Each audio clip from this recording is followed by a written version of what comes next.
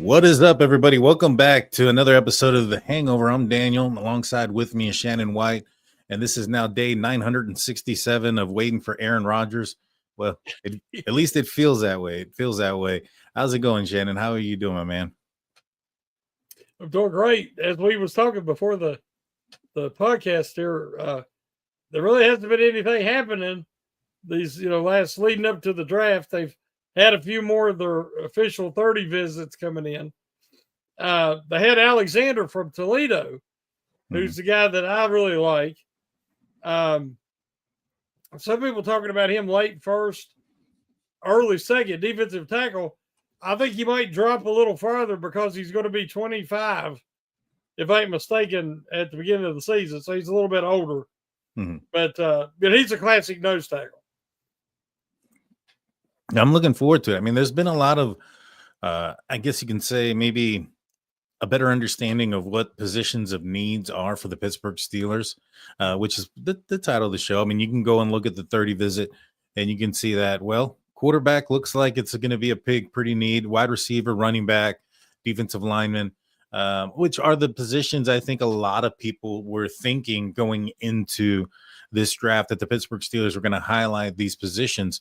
I mean, notably being the quarterback position given right now, Skylar Thompson, Mason Rudolph. Steelers are waiting in on Aaron Rodgers. If you guys haven't checked out SteelCurtainNetwork.com, I encourage you to go do so. Jeff Hartman, our editor, wrote an article on the Steelers waiting on Aaron Rodgers and how, regardless of whether or not he chooses to be a Pittsburgh Steeler or not, has no bearing on their draft, what they're looking for to get in the draft.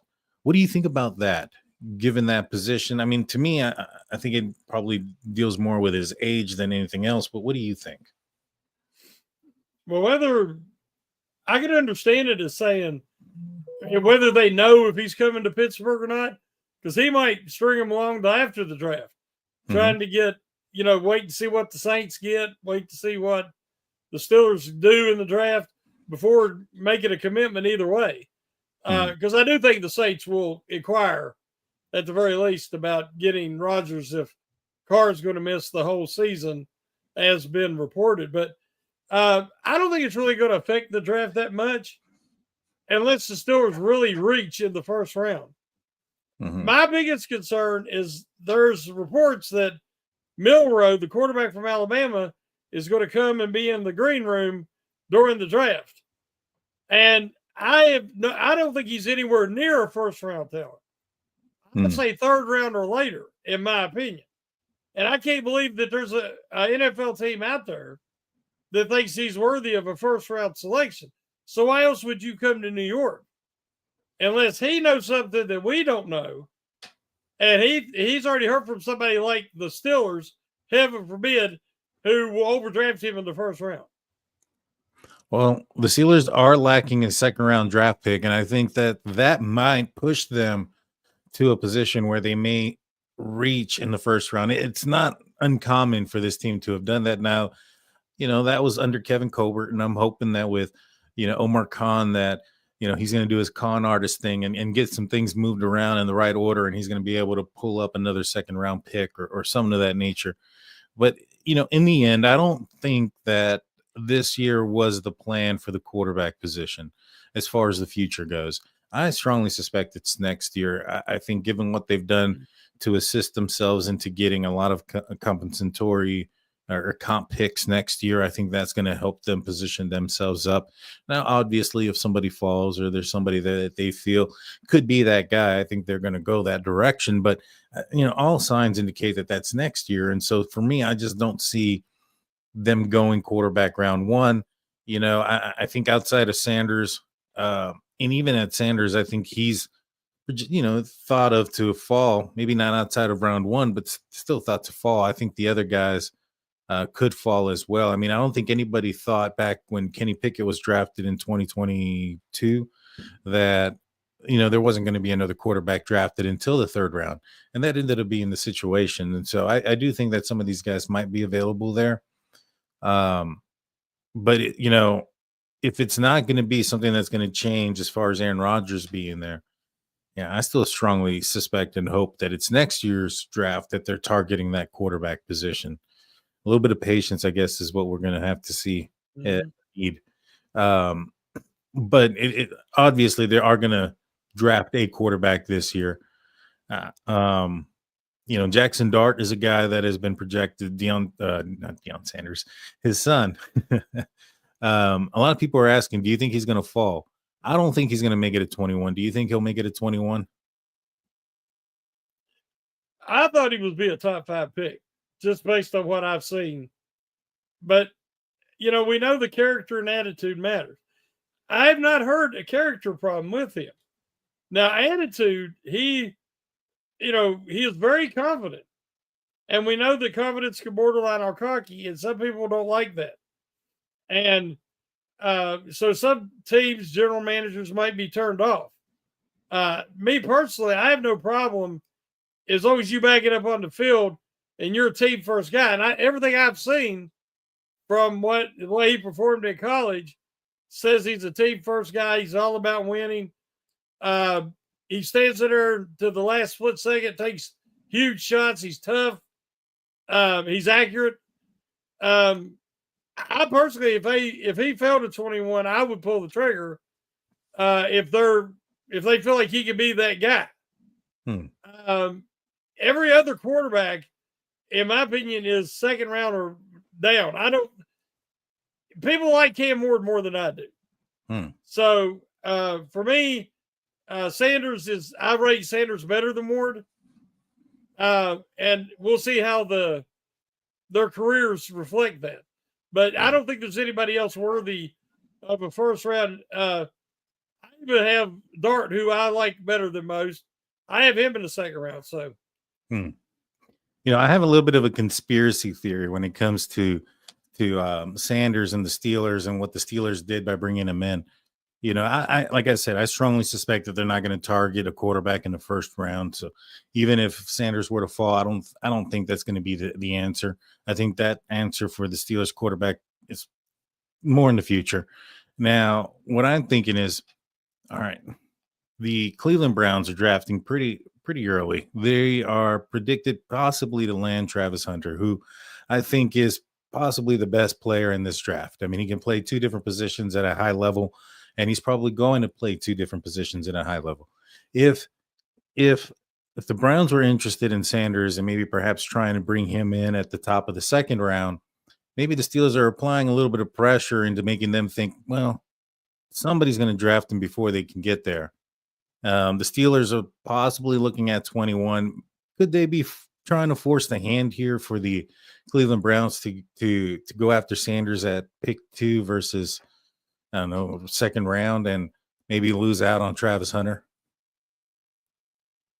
Oh, there's always gamemanship, and especially within teams in your own division.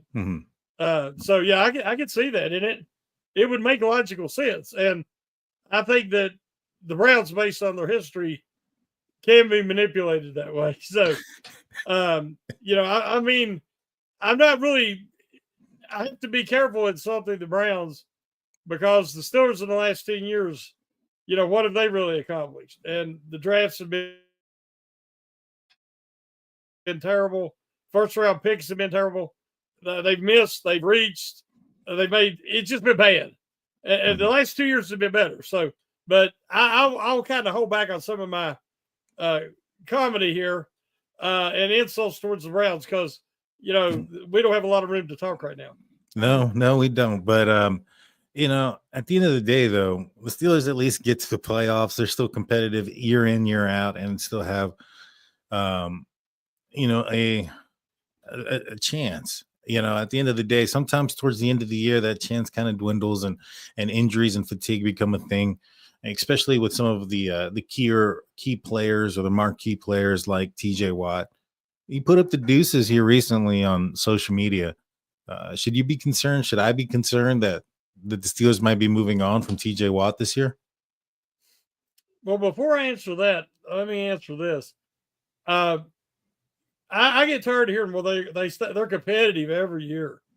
They've got a shot every year. That's not true. 2017, they had a shot.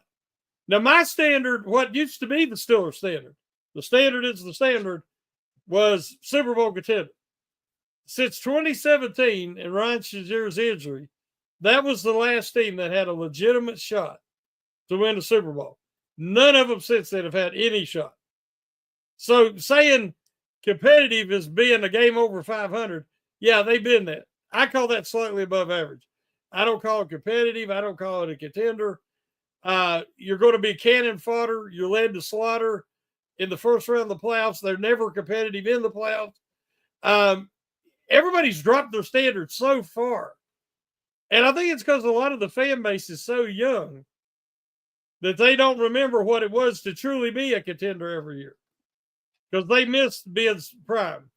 And they seen what was left over after 2017. But on to TJ Watt. Again, I understand it's a business. And TJ Watt has been a great player for a good long time. Great regular season player. I will put that in there. But now it's into, they say that he wants to be paid, more than Garrett. He wants to be paid, respected as the best defensive player in football. Last 10 games of the year last year, he was not the best defensive player in football. Age and injuries could catch up with everybody eventually. And now it's not the time to be throwing good money after an older player that there is no guarantees that he is into his career won't be just like his brother JJ and he stays perpetually injured. I think there needs to be compromise. Cam Hayward compromised. Steelers and him got the deal done. First year of that deal, Hayward was worth every penny. But there's no guarantee because Hayward, going to be 36? Mm-hmm. Each year, the likelihood of that healthy a season and that productive a season drops. And I just feel like that if they get into this here all about respect and ego thing with Watt, the best thing to do is stay out of it. Yeah. Yeah. And as far as the standard being dropped, I think that the standard has been dropped, but I think that also coincides with, as you mentioned before, I mean, they've had some pretty bad draft picks. They've had some, they've maybe not made the best decisions in keeping some people maybe longer than they should have, et cetera, et cetera. And so at this point, I mean, with who you have and what you have, I mean, if you go back to 2019, you have Duck, you have Mason, Ben got, his arm went out. I mean, given what they were able to do with what they had, I think they've been probably meeting the standard of what they should have been, if not surpassing it. I think the Steelers were overdue there for a couple of years to be the last place in the AFC North, et cetera, et cetera. And, one way or another, they find a way to win 9-10 games. I think they've only managed to be around that 500 range, with 8 games. I think that 1 year in 2019, and since then they've been, I think maybe one game over. But for the most part, I think the last couple of years has been double-digit wins. And then some very competitive games there. And I get it, playoffs have not looked impressive whatsoever. And I think a lot of that has to do with what they have at the quarterback position. And what they have had at the quarterback position. It's been rough. And unfortunately, I don't think there's going to be an answer there this year, whether it's in free agency with Aaron Rodgers or what they have in Mason Rudolph or what they could potentially get in the draft that's going to put them over that hump. Man, that's just my thoughts. I agree totally. There's a lot of teams every year that go in the season and they know they're really not a contender. But what is professional sports? It's entertainment. The Steelers have a serious problem. And that not only are they not a contender, they're terrible to watch. They are boring as heck. Their offense sucks. I remember years where in the 80s, late 80s, 90s, the late 80s was terrible offense as well, quarterback again. But they had some years in the 90s that they were exciting, even the years they weren't in the playoffs or Super Bowl contender. I mentioned last night on the Q&A, Tommy Maddox, think about them teams. Tommy Gunn, I mean, he was throwing the ball all over the place. They were exciting, entertaining to watch. Some really fun games. Now they're boring. That part of the reason is because they're all the money's on the defense. So as we know, they're going to have to put money, draft capital, and time into this offense to get to having a modern NFL offense. Because there's teams that have exciting offenses that put points on the board, and they don't have a franchise quarterback. They don't have a Super Bowl capable quarterback. But the Steelers have had neither. They've had no shot, and they've not been entertaining. That's a bad combo. No, I don't disagree with you there, and I don't know if the combination of Mike Tomlin and Arthur Smith is going to turn, into an exciting offense anytime soon. I agree. That's hard nosed. Let's win 9-3 all week, every twice on Sunday if you can. Just win by one score. They're pleased with it, and you're right. I mean, modern NFL offenses is what I think a lot of us are hoping for and are thriving for, and it's not. We're gonna have to wait for a while if we're for us to see that, because I don't think that's going to happen anytime soon with Mike Tomlin at the helm, and that's not going to change. They're not going to fire him. They're not going to fire him midseason. I don't even think if the Steelers end up in last place this year, fourth in the AFC North, well, they're probably going to have that opportunity for that quarterback next year, and I guarantee you they're going to give him the opportunity to try to develop, and I put that in quotations because that has been something that I have. I don't think anybody has seen Mike Tomlin do is develop a quarterback. You're not old enough to remember this, but back in the 70s, especially, North Carolina and certain teams would run the four corners. It was basically stalling to run out the clock at the end of the game, where the other team had to foul because there was no shot clock. So they would just pass the ball back, and they didn't even try to score. They didn't try to be offensive at all. If Mike Tomlin was a college basketball coach, he would still be trying to run the four corners because, as you say, that he loves that. And then, he just, because in Mike Tomlin's world, he does not want to rely on a quarterback. He wants to be in control of everything, and he does not want to rely on a quarterback. And that's just not how the game is played any longer. So that's my biggest concern, and why that I said in the offseason, if they could have traded him for draft picks like supposedly Chicago called, we don't know if that's true or not. But I would say I was all for it, because not only have we never seen him develop a quarterback, he's never really been required to. And when he tried, it's been a horrible disaster. So there is guys capable and have a track record of developing quarterbacks. And I think any quarterback that does land in Pittsburgh that has potential deserves at least a coach that is willing and able to let him develop. Yeah, no, you're right. And I think you need a coach that probably has some experience in that. I think that, there were some clips throughout like Hard Knocks where it seemed like Mike Tomlin kind of let the reins go a little bit when it came to Russ. He said things like, "Oh, Russ is cooking," and this and the third. But then that changed. I think he threw an interception there at the end, or at the end zone. What, against the Bengals, maybe, or maybe it was the Browns. I don't remember. But the comment in the press conference was, "I wish he wouldn't have thrown that." And you know what? I think it was the Ravens, and the one where he overthrew Darnell Washington, and the safety came down with it at the end zone. After that, I mean, it was just kind of hit or miss, and then they just kind of took the reins. I mean, if you ask Russell Wilson, he'll tell you that, or his team at least will say that he wasn't given the freedom that he had like against the Bengals, where he was able to excel. Well, Ben said on his podcast that they didn't let him call his own plays in the 2-minute drill. Yeah. Now, I don't know if that's true, but that's what Ben said.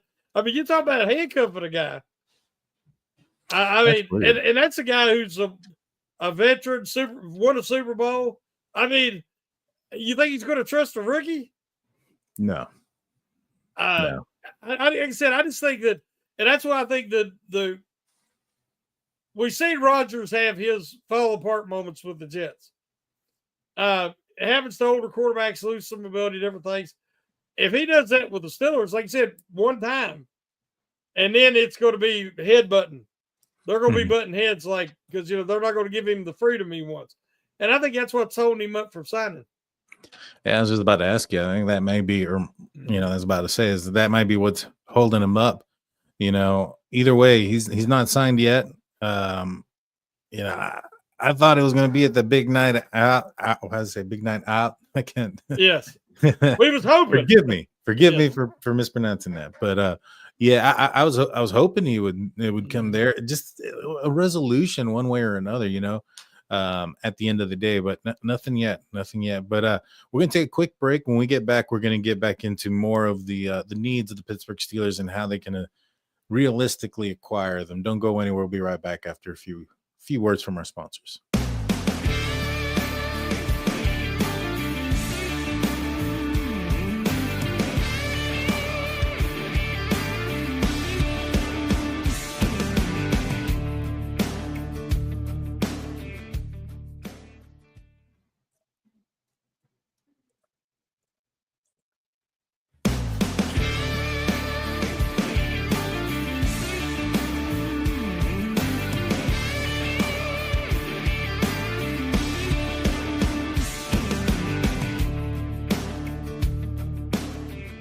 Hey, everybody, welcome back. Thank you for sticking tuned with us. Before we get back into the conversation, I want to remind you guys of our website, steelcurrentnetwork.com, your one-stop shop for Pittsburgh Steelers news and coverage. Make sure you go and check it out after the podcast is over. That way you can get up to the minute, up to the second breaking news on the Pittsburgh Steelers. If and when Aaron Rodgers signs, you'll find it there first. And while you're there, you can check out the audio-only podcast, which includes mine, State of the Steelers, that airs out on Saturdays. I talk a little bit about that conspiracy that I spoke about earlier in the show. And one of the things I mentioned is that I think that Steelers might target a wide receiver in the first round. Now, I know we did a mock draft last week, and we ended up drafting a receiver. I believe it was in the third round, and Yes. Betch. And I went and looked at his highlights. The guy looks good. I mean, he's this big guy, strong guy. He kind of reminds me a little bit of Taysom Hill out there. A thicker receiver. But I think that maybe perhaps there's the possibility that the Steelers might end up drafting a wide receiver in the first round. My thoughts on it are that, and I think this is my prediction. They might go after Matthew Golden if he's available out of Texas. He reminds me a lot of San Antonio Holmes, a little bit about AB as well. And the reason why I think that he might be the guy is, well, one, he was a visit. He visited Pittsburgh. He was one of the 30 players. And two, I think that when it comes to the wide receiver position, I think it was mentioned earlier that they were really looking at transforming that room. And I don't think this necessarily means that George Pickens is out. However, I do think that it does lead the opportunity that if the Steelers aren't very competitive in the beginning portion of next year, if it's falling apart, well, they can trade George and maximize his capital, because the next year, as I've been saying, I think they're trying to get that quarterback. That could be one of the best ways to do so. Or two, if the Steelers are doing really good, well, you don't need to trade Pickens. You can continue to have the three-headed monster and maybe make a run for it. But I think that you leave yourself an option to maximize and still get out a trade if it don't work out, if there's an effort issue, if there's some antics that go on, or if the rookie receiver ends up showing up and outshines George, which I don't think that's going to be the case. But if it's comparable, you might have an opportunity there to capitalize. What are your thoughts on my wide receiver prediction? Oh, I agree. It makes no sense to trade Pickens when his value is what it is at the moment. Mm-hmm. I would much rather see having at least a three-headed monster at wide receiver. There's been many years. You think of the Super Bowl in the 90s. They went 5 deep at receiver, quality young receivers. We've had the Young Money crew. We've had, Holmes. Holmes and Ward and you had Plex and Ward. You had Nate Washington. You had Kotri at the end of his career. I mean, they've had so many quality guys that last year only having at one point you really just had Pickens. That was just it was unheard of, and for the Steelers. And so I'm all for going 3, 4, 5 deep. So if there's a guy they feel is worthy of that first round pick at wide receiver, yeah, go for it. And then you do have options, as you say, if the season doesn't start out, you don't get the quarterback play you're hoping for. Season starts out rough. Move him while you have more value to a team that's desperate at that point. Like the Steelers were last year. Mm-hmm. And I think it makes total sense because I was going through the list of defensive line prospects, and honestly, there's a lot of defensive line guys this year, but there ain't a can't miss guy. Mm-hmm. I guess Graham, a lot of people consider him to be a can't miss guy, but it scares the crap out of me that he's shorter and has 32-inch arms. I mean, you got to have something elite, that will allow you to overcome that. Aaron Donald was not a tall man, but he had incredible strength and incredible quickness, elite level. You got to have that to be a first round guy. So as much as I want to see the Steelers draft a first round defensive, there is no for sure can't miss prospect. So do you readjust and try to get one in the third, and then take a first round guy who's more of a generational guy, like Imanura, the South Carolina, Ibuke, the wide receiver out of Ohio State. Mm-hmm. Got a huge upside. He's more of a can't miss guy. He's going to be a quality player. Right. You see, with the Ohio State wide receiver, I was watching some of his highlights, and he reminds me a lot of Juju. Like a young Juju Smith-Schuster, kind of the same size, maybe a little bit faster. But Juju had some 99-yard touchdowns though. He got out there in front of some folks, but he was the bigger size. I mean, I haven't really broken into Mbuka's film, but he reminded me a lot of Juju, especially when he was running routes out of the wide receiver 3 out of the slot. To me, it's kind of a little bit of more of a question mark in the first round. With Golden, I think if he was 1 inch taller, maybe another 10 pounds heavier, he's definitely a lock for the first round. But I think he's got that speed, and he's got some route running ability that has him open quite a bit. I really like that player, and I think that he could be an answer there. But you mentioned Imuwarmi. That's the other guy that we spoke about last time that I went and looked at his tape.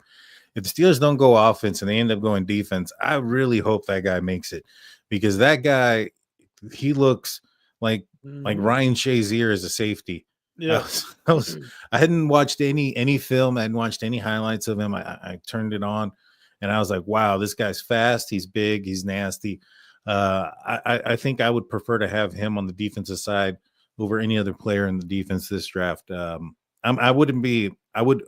would totally be in for that pick at number 21 if he's available. He's got great instincts. That's the part to Polamalu that he reminds me of, is that he will come off his responsibility and be somewhere that the quarterback just ain't expecting, because he recognizes that alignment. And sometimes it's just a feel. Sometimes Troy would just sprint to the other side of the field, and you're like, what's he doing? And it works out because, he had that intuition. And I feel like that this young man has it too. Yeah, he definitely does appear to have that. 21, I hope the Steelers can get there and they can get him.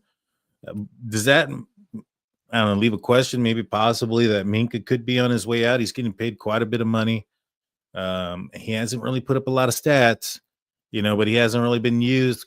Maybe hasn't been used to highlight his skill set the best. Do you think that there's a possibility of a change there, especially after what The Steelers did last year with Sean Elliott. KZ still a pretty strong player. They just got out the Thornhill from the Browns here recently. And so, what are your thoughts? Yeah, it would just be more insurance for because Fitzpatrick 2 years in a row has not been the same player. And 1 year we had all kind of excuses, but he does not look the same without Edmonds. And Elliott, it was the best safety last year, much better than Fitzpatrick. But Elliott is a different type of safety than Terrell Edmonds. And Terrell Edmonds was not as aggressive as Elliott. He didn't make the splash plays Elliott makes because he was always like a blanket, a security blanket, protecting the back end of the defense. Similar to Ryan Clark during his tenure. Ryan Clark, you notice most of his huge hits and big plays were late in games when it was more Troy wasn't roaming as much and they had their set defenses called, and then you'd see Clark come up and just knock somebody out because that's what he was so good at. But I don't think that Elliott and Fitzpatrick have the chemistry. Neither did Kazee and Fitzpatrick that he had with Edmonds. So it's been a combination of the knee injury and some of the other injuries have taken a little bit of his burst, I believe. I believe the unfamiliarity with the other safeties, that he doesn't have the chemistry he had with Edmonds. But whatever, they're paying him money that a ball hawking safety makes. And he's no longer that. So if you take him in Euro, I think that you've got insurance and you can move on Fitzpatrick from him, especially if you get a good offer. Yeah, I would definitely be picking up the phone if I ended it with a guy like Imawari. I hope I pronounced that right. I'm I don't know if either one of us are, but him and Yuri, that's how I say it. So I don't know. Imanwari. Yeah, that's. I hope I did. I would definitely be picking up the phone for Minka. 18 million a year. Yeah, you could use that money elsewhere. You can get your quarterback. You can pay TJ Watt, and that it won't hurt as much. Regardless, I think that the salary cap is going to increase, and just like it would have been a cheaper deal had the Steelers signed him last year. Well, signing him this year is going to be a cheap deal compared to what edges are going to be making next year. So eventually, it's going to be a good deal. If they end up making the move to sign him, if they don't move off from him. But we talked about possibly a safety, possibly a receiver. A quarterback definitely is going to be drafted given the amount of quarterbacks that are in.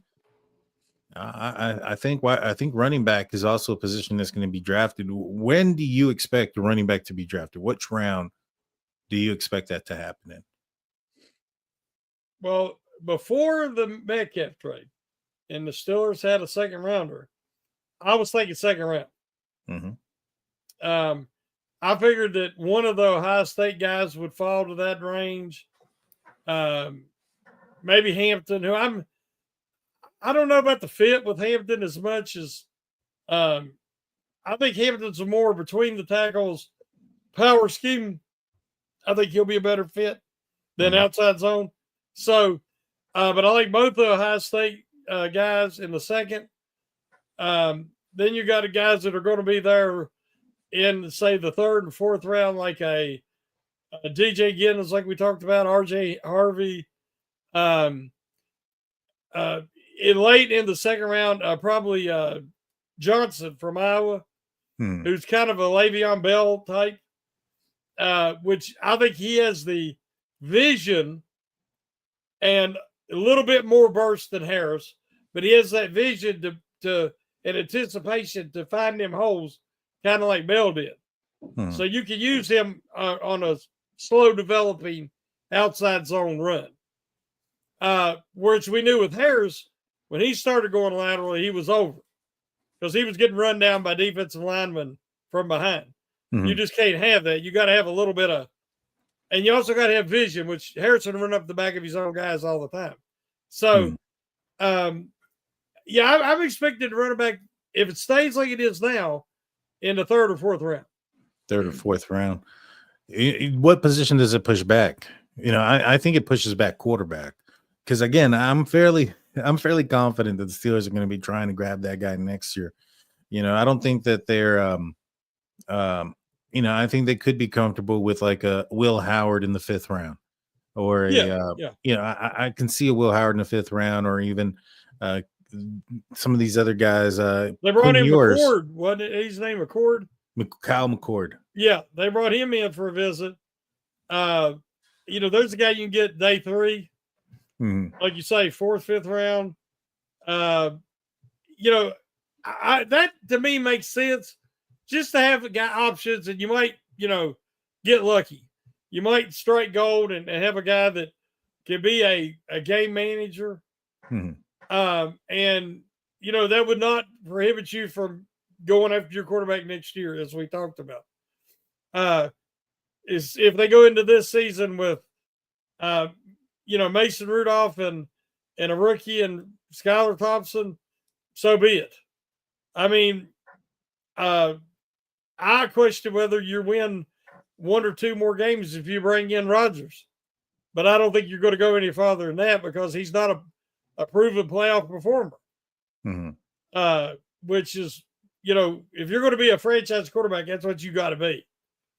And so the Steelers, if they're looking for a franchise guy, to me, it's next year for sure. Yeah, I agree. And I think with Mason, though, he's a guy that the Steelers got a good look at him in 2023 at the end of the year, and I think everybody else got a chance to look at him as well. And, there were some things that I remember vividly. And one of the things I remember is against Cincinnati, he was throwing the ball with little time in this first half, right at the end of the second quarter. And, that was the first time I had seen the Steelers do something like that up into that, that season, up into that point when it was Kenny Pickett or Mr. Trubisky. If there was like a minute and 30 seconds on the clock, they started taking the knee or less than, it was just sometimes there was a significant a time and they would take a knee or they would just run down the clock and, run the ball down instead of attempt to throw the ball down the field. And, in those games, it just kind of seemed like there was a little bit more trust there. And, I question if there was so much trust why they didn't bring him back. But, I'm glad he's there now. And, if he can continue there, with that, where, they're not going to shackle him down. They're going to allow him to make those throws down the field.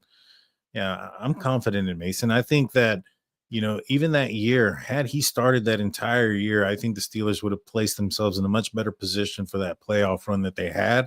And I think the chemistry that they would have built throughout that season with him and the receivers, I think offensively they would have been significantly better had Mason started the entire 2023 season. I said yesterday that I think Mason Rudolph can be Tommy Maddox like. And that Maddox got him to the playoffs. He won a playoff game. He performed well in the playoff loss against Tennessee. It wasn't his fault. But they had the team around him. And at that point, they were really focusing on building the team. So that when they did get Ben, Maddox got hurt. They put Ben in. They went on. They were obviously a contender with the right quarterback. Rudolph could be a great bridge guy, just like that, like Tommy Maddox was. And you're not paying $30-40 million to an old guy who's a bridge guy because he's only going to be around collecting a check for 1 year. That I do not think he's going to add the options they have left. It's going to add. It's going to add a lot against your payroll, but I don't think on your chances of being a contender. So, yeah, I'm all for Rudolph and using this draft and the guys that didn't get to play last year and seeing how much the roster can be improved this offseason and strengthened to make it easier on Rudolph and whoever the next quarterback is after that. I agree.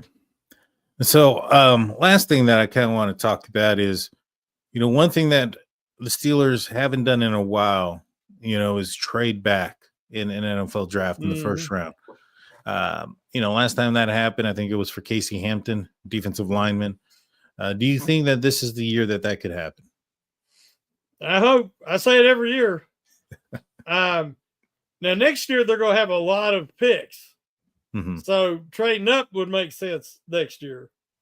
But they've traded up recently to get Roderick Jones, and which shocked me because every year I'm like trade back, trade back. Steelers, when you're rebuilding, you need extra picks because inevitably some picks are not going to work out. Well, under Colbert, none of them was working out, but we're seeing under um, Karn and Waddle, they're having some solid drafts. It's just, the injuries happened last year. That happens. I mean, but I think you get them guys back this year, have another solid draft, and you're in a position that you can instantly become a contender when you find your quarterback. And in the meantime, you could be growing and learning because it takes time, and hopefully, finally, be entertaining.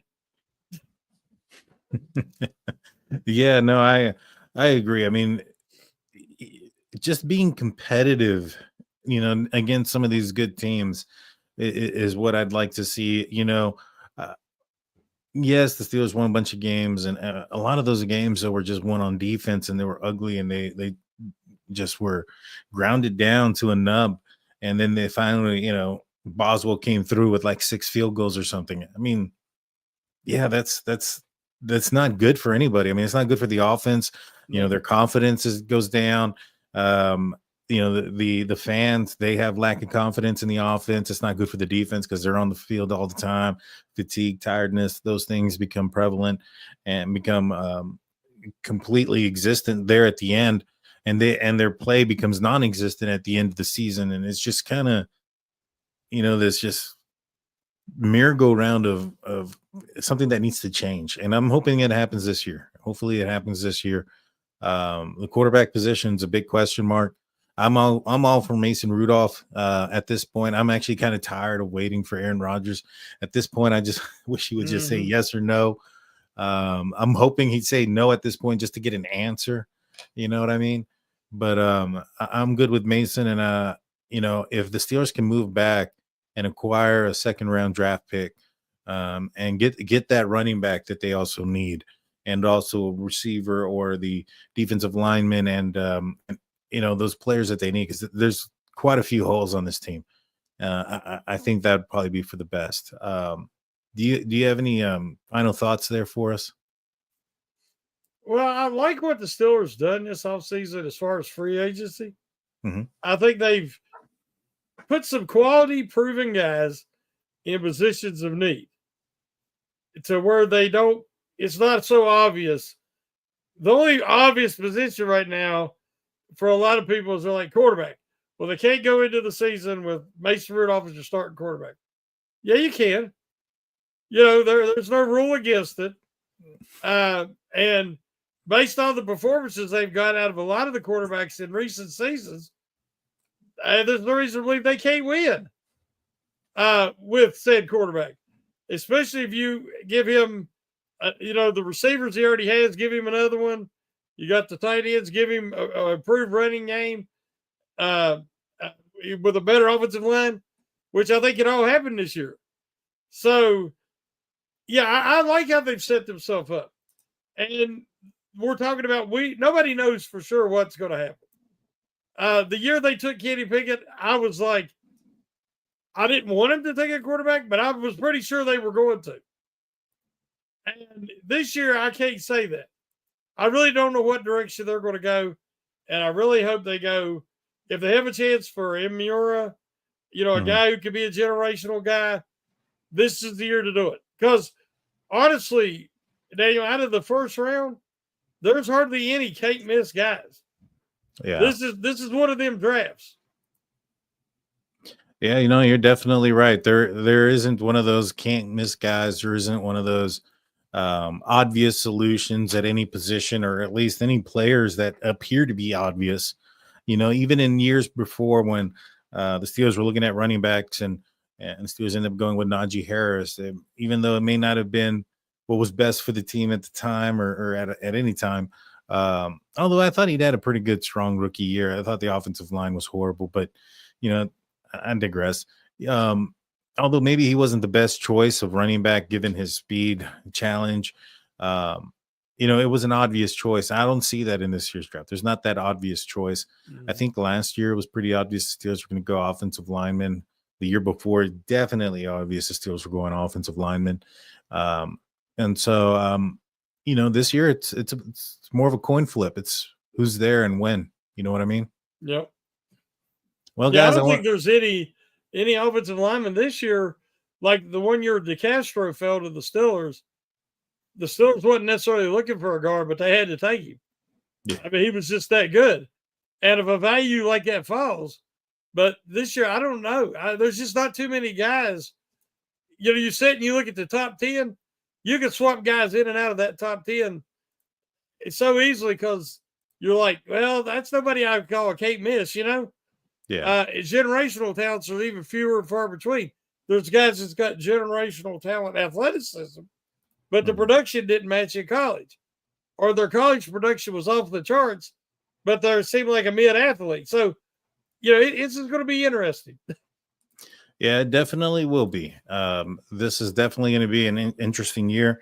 I think that out of this draft that the Steelers, they always won 3 starters. And, if they don't get that second round pick, that's going to make it kind of difficult to get that, especially if one of those, draft picks is going to be a quarterback. Really don't expect a quarterback to start this year. No. Not a rookie quarterback, at least. I don't see none of them I'd want starting. No, not at all. Not at all. Well, guys, please hit the like button. Please hit the subscribe button. Ring that notification button if you haven't already done so. You're listening to this on the audio only podcast. Wherever you're listening to this, please give us a 5-star rating. Share the podcast. Share it with your friends and family who love the Pittsburgh Steelers or NFL in general. Until next time, we'll be back tomorrow night, Big Roscoe show. And then Wednesday, we have Pump Your Brakes with Shannon White. And then I'll be back on State of the Steelers on Saturday on the audio podcast only. Until then, we'll see you guys next time. Shannon, take us out, my man.